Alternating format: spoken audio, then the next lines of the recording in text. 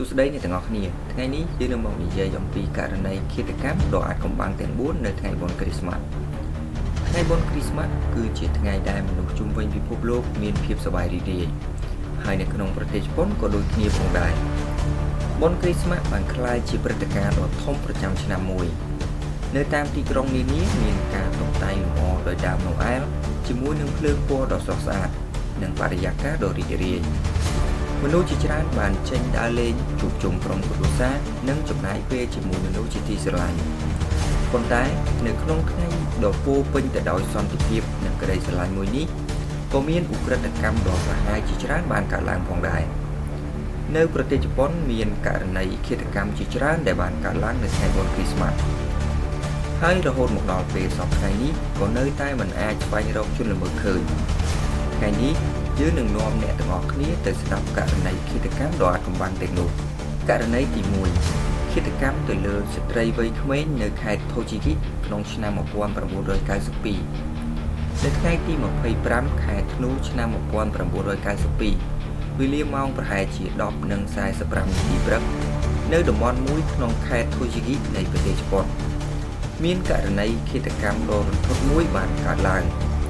ជនរងគ្រោះគឺជាស្ត្រីដែលមានវ័យប្រមាណជា28ឆ្នាំដែលរស់នៅតែម្នាក់ឯងនៅក្នុងអគារចាស់មួយដែលកាលពីមុននឹងធ្លាប់ជាហាងក្រុមគ្រួសាររបស់នាងជារៀងរាល់ថ្ងៃនាងតែងតែទៅជួយឪពុកម្ដាយលក់ដូរចាប់តាំងពីពេលព្រឹករហូតដល់ពេលយប់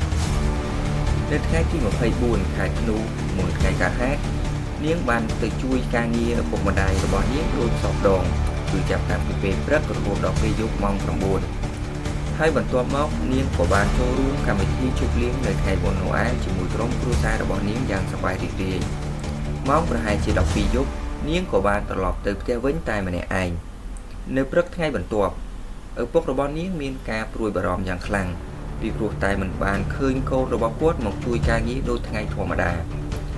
នៅពេលដែលគាត់ទៅដល់ផ្ទះរបស់នាងក៏ប្រទះឃើញកូនស្រីរបស់ខ្លួនស្លាប់នៅក្នុងបន្ទប់យ៉ាងអណ័យអធមតាមរបាយការណ៍របស់ប៉ូលីសដែលបានទៅដល់ទីតាំងកន្លែងកើតហេតុស្ថានភាពសពស្ថិតនៅលើគ្រែនៅក្នុងបន្ទប់ងងឹតមួយហើយក៏មានស្រោមបារុំជាប់កថែមទៀតផងចំណែកសម្លៀកបំពាក់ដែលនៅក្នុងបន្ទប់ត្រូវបានបោះចោលរបាត់របាយក៏មានស្នាមជើងមនុស្សដែលមិនស្គាល់អត្តសញ្ញាណនៅក្នុងបន្ទប់នោះផងដែរការធ្វើកសោវិច័យបានបញ្ជាក់ថានាងត្រូវបានស្លាប់ដោយសារតែការច្របាច់កករណីឃាតកម្មនេះត្រូវបានប៉ាន់ស្មានថាបានកើតឡើងនៅចន្លោះពីម៉ោង 12 យប់រហូតដល់ម៉ោង 6 ព្រឹកខោអាវរបស់នាងមានស្នាមរហែកប៉ុន្តែមិនមានស្លាកស្នាមដែលបង្ហាញថានាងត្រូវបានបៀតបៀនផ្លូវភេទនោះទេបន្ទាប់ពីការស៊ើបអង្កេតប៉ូលីសបានរកឃើញថាបង្អួចមួយត្រូវបានគេគប់បំបែកដោយដុំថ្មហើយជនល្មើសប្រហែលជាចូលតាមនោះឯងបើទោះបីជាយ៉ាងណាក៏ដោយនៅក្នុងផ្ទះមិនមានស្លាកស្នាមដែលបង្ហាញពីការប៉ុនប៉ងលួចទ្រព្យសម្បត្តិឡើយសូម្បីតែលុយនៅក្នុងកាបូបរបស់ជនរងគ្រោះក៏មិនបានបាត់ទៅណាដែរករណីនេះបានធ្វើឲ្យមនុស្សជាច្រើនឆ្ងល់ថាតើមូលហេតុពិតប្រាកដគឺជាអ្វីអ្នកខ្លះគិតថាជនល្មើសប្រហែលជាចូលប្លន់ប៉ុន្តែនៅពេលដែលជនរងគ្រោះដឹងខ្លួនក៏បានប្រតាយបន្តគ្នារហូតឈានដល់ជ្រុលដៃសម្លាប់អ្នកខ្លះទៀតគិតថាជនដៃដល់អាចជាមនុស្សដែលនាងស្គាល់បើទោះបីជាមានការស៊ើបអង្កេតអស់រយៈពេលជាច្រើនឆ្នាំហើយក៏ដោយក៏នៅតែមិនអាចរកជនល្មើសឃើញហើយនៅក្នុងឆ្នាំ2007ករណីនេះត្រូវបានបិទបញ្ចប់ទៅករណីទី2ឃាតកម្មនិងការដុតផ្ទះស្ត្រីចំណាស់នៅខេត្តអាគីតាករណីបន្ទាប់នេះបានកើតឡើងនៅថ្ងៃទី24ខែធ្នូឆ្នាំ2002នៅក្នុងខេត្តអាគីតានៅម៉ោង 7:01 រំលងអាធ្រាត្រមានអគ្គិភ័យមួយបានឆាបឆេះផ្ទះឈើ2ជាន់មួយខ្នងក្រោយពីភ្លើងត្រូវបានពន្លត់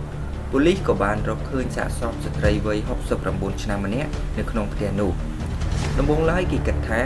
វាគ្រាន់តែជាគ្រោះថ្នាក់ដោយសារអគ្គិភ័យតែប៉ុណ្ណោះប៉ុន្តែបន្ទាប់មកប៉ូលីសក៏បានរកឃើញខ្សែពួរនៅជាប់ករបស់ជនរងគ្រោះ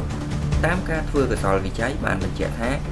ស្ត្រីនេះត្រូវបាននរណាម្នាក់សម្លាប់មុនពេលភ្លើងឆេះផ្ទះទៅទៀតហើយក៏មានការប៉ាន់ស្មានថាជនល្មើសបានលួចចូលសង្ងំនៅក្នុងផ្ទះនោះអស់រយៈពេលជាយូរមកហើយមុនពេលគេធ្វើសកម្មភាពដុតផ្ទះអ្វីដែលគួរឲ្យចម្លែកគឺទ្វារផ្ទះត្រូវបានចាក់សោ ហើយមិនមានស្លាកស្នាមគោះពីខាងក្រៅដើម្បីចូលឡើយនៅក្នុងផ្ទះក៏មិនមានស្លាកស្នាមឬកកាយដើម្បីលួចទ្រព្យសម្បត្តិដែរលុយសៀវភៅធនាគារព្រមទាំងរបស់មានតម្លៃជាច្រើនគឺស្ថិតនៅទីតាំងដដែលដោយយោងតាមស្ថានភាពបែបនេះធ្វើឲ្យប៉ូលីសមានការសង្ស័យថាជនល្មើសអាចជាមនុស្សដែលជនរងគ្រោះស្គាល់ហើយគាត់គឺជាអ្នកអនុញ្ញាតឲ្យជនល្មើសចូលផ្ទះដោយខ្លួនឯងអ្នកជិតខាងបាននិយាយថាស្ត្រីរងគ្រោះមានអត្តចរិតរួសរាយរាក់ទាក់ប៉ុន្តែរហូតមកដល់សប្តាហ៍ថ្ងៃនេះក៏នៅតែមិនមានភស្តុតាងគ្រប់គ្រាន់ដើម្បីចាប់ខ្លួនជនល្មើសបានឡើយករណីនេះនៅតែជាអាថ៌កំបាំងដ៏គួរឲ្យខ្លាចពីព្រោះតែជនល្មើសហាក់មានពេលវេលាគ្រប់គ្រាន់ដើម្បីសម្ងំនៅក្នុងផ្ទះនោះហើយគ្មាននរណាម្នាក់ដឹងឡើយករណីទី3អគ្គិភ័យលើរទេះរុញនៅក្នុងមន្ទីរពេទ្យក្នុងក្រុងអូសាកានៅថ្ងៃទី25ខែធ្នូឆ្នាំ2011នៅក្នុងមន្ទីរពេទ្យមួយនៅក្នុងទីក្រុងអូសាកាមានហេតុការណ៍ដ៏ចម្លែកនិងរន្ធត់មួយបានកើតឡើងបុរសវ័យ62ឆ្នាំម្នាក់ដែលកំពុងសម្រាកព្យាបាលនៅជាន់ទី3ត្រូវបានគេប្រទះឃើញខណៈពេលដែលរទេះរុញរបស់គាត់កំពុងតែឆាបឆេះបុគ្គលិកមន្ទីរពេទ្យបានប្រញាប់យកឧបករណ៍បន្លត់អគ្គិភ័យមកជួយប៉ុន្តែបុរសនោះបានរងរបួសយ៉ាងធ្ងន់និងបានស្លាប់នៅ2ថ្ងៃបន្ទាប់ប៉ូលីសបានសន្និដ្ឋានថាវាមិនមែនជាករណីគ្រោះថ្នាក់ធម្មតាទេពីព្រោះមិនមានប្រភពដែលអាចបណ្ដាលឲ្យមានអគ្គិភ័យឆាបឆេះបានឡើយតាមការស៊ើបអង្កេតរបស់ប៉ូលីសបានរកឃើញថាមានបុរសម្នាក់ផ្សេងទៀតដែលស្នាក់នៅមន្ទីរពេទ្យជាមួយជនរងគ្រោះហើយត្រូវបានគលាននបថៃយិកាម្នាក់បានអះអាងថានាងបានឃើញបុរសនោះនៅក្បែរបន្ទប់នៅពេលដែលមានអគ្គិភ័យប៉ូលីសក៏បានចាប់ខ្លួនបុរសនោះដោយចោទប្រកាន់ថាជាអ្នកដែលបានដុតរទេះរុញរបស់ជនរងគ្រោះដោយប្រើដែកកេះប៉ុន្តែកំឡុងពេលឡើងសវនាការមេធាវីការពារក្តីរបស់ជនជាប់ចោទបានអះអាងថាមានមនុស្សផ្សេងទៀតដែលនៅទីនោះតែមិនមានអ្នកដែលបានឃើញជនសង្ស័យនៅកន្លែងកើតហេតុឡើយជាចុងក្រោយតុលាការបានសម្រេចថាដោយមិនមានភស្តុតាងគ្រប់គ្រាន់ហើយក៏បានប្រកាសថាជនសង្ស័យមិនបានជាប់ពាក់ព័ន្ធនឹងករណីនោះឡើយរហូតមកដល់ពេលនេះគេនៅតែមិនដឹងថានរណាជាអ្នកដុតរទេះរុញនោះទេហើយមូលហេតុនៃឧក្រិដ្ឋកម្មក៏មិនត្រូវបានបញ្ជាក់ផងដែរមានមនុស្សជាច្រើនគិតថាប្រសិនបើជនសង្ស័យមិនមែនជាជនល្មើសពិតប្រាកដនោះមានន័យថាការស៊ើបអង្កេតរបស់ក្រុមប៉ូលីសគឺមានអ្វីមួយយ៉ាងខុសប្រក្រតីតាំងពីដំបូងមកម្ល៉េះហើយជនល្មើសពិតប្រាកដនៅតែមានសេរីភាពរហូតមកដល់ពេលសប្តាហ៍នេះករណីទី4ឃាតកម្មទៅលើបុរសម្នាក់នៅខេត្តសៃតាម៉ាករណីចុងក្រោយនេះបានកើតឡើងនៅថ្ងៃទី24ខែធ្នូឆ្នាំ2006ក្នុងខេត្តសៃតាម៉ាបុរសវ័យ43ឆ្នាំម្នាក់ត្រូវបានគេប្រទះឃើញថាស្លាប់នៅក្នុងបន្ទប់ជួលដ៏តូចមួយហើយប៉ូលីសបានរកឃើញថាបុរសខាងលើនេះមិនបានបង់ថ្លៃផ្ទះជួលជាយូរមកហើយដូច្នេះហើយបុគ្គលិកគ្រប់គ្រងអគារក៏បានប្រើសោសគួរដើម្បីចាក់ចូលទៅមើលខាងក្នុងនៅពេលដែលចូលទៅដល់ក្នុងបន្ទប់គាត់ក៏បានឃើញសាកសពរបស់បុរសម្នាក់នោះដេកស្លាប់ប្រកាសមុខចំកណ្ដាលបន្ទប់បើពិនិត្យតាមស្ថានភាពសពគឺត្រូវបានចាក់ដោយកំបិតជាច្រើនកន្លែងហើយឃាតករក៏បានយកភួយគ្របចោលនៅទីនោះតែម្ដងប៉ូលីសបានសន្និដ្ឋានថា